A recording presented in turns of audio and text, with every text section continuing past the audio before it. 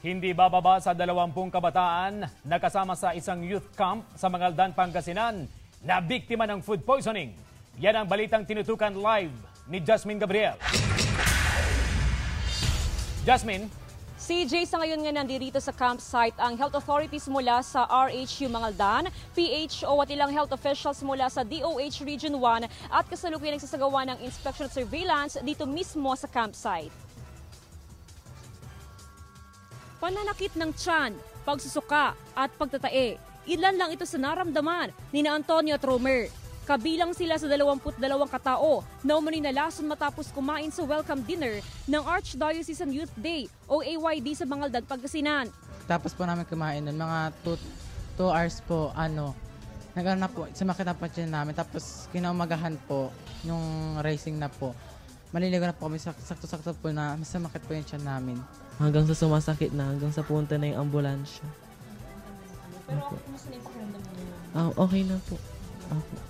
Kinailangan namang i-confine sa ospital si Aiko dahil sa matinding dehydration, sanhi ng food poisoning. Tapos kinaumagahan doon na po, 6 na beses na po. Opo. Kumusta ng pakiramdam mo ngayon? Medyo nahihilo pa po. Alas 8 kaninang umaga nang magsimulang dalhin sa pagamutan ang ilang kabataang biktima ng food poisoning. Base sa investigasyon ng RHU, pansit, kaldereta at lechon ang kinain ng mga biktima. Tinitingnan din ng health authority kung nakuha ng mga biktima sa inuming tubig ang pananakit ng tiyan. Parang mukhang yung kaldereta, sinasabi nung may dalawa na nagsabi ng parang iba yung lasa. Tinututukan naman ngayon ng pamunuan ng AYD ang kalusugan ng mahigit sa 1,600 na participants sa naturang youth camp. Continuous yung coordination natin sa urgent care clinic para makapag-attend dun sa mga delegates na masakit yung tiyan.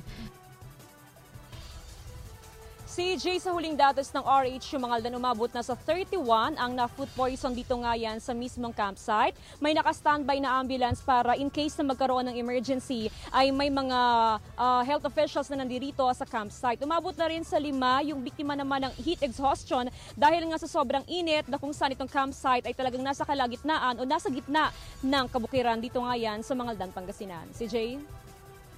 Maraming salamat, Jasmine Gabriel.